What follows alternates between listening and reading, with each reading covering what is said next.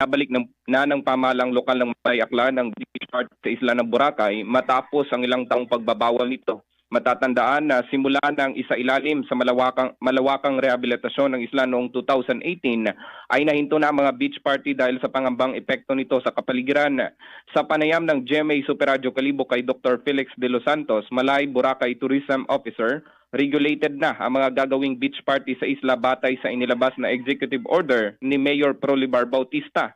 Magsisimula ang linggo-linggong beach party bukas na inorganisa ng pamahalang lokal sa Back Beach ng Boracay. Isa itong magdamag na kasiyahan na tinatawag na Full Moon to Sunrise Beach Party kasama ang mga national at local DJs. Limitado lamang makakapasok dito dahil lalagyan ng barikadang lugar at may entrance fee. Magbabantay sa lugar ang kapulisan, rescue team at mga solid waste enforcers.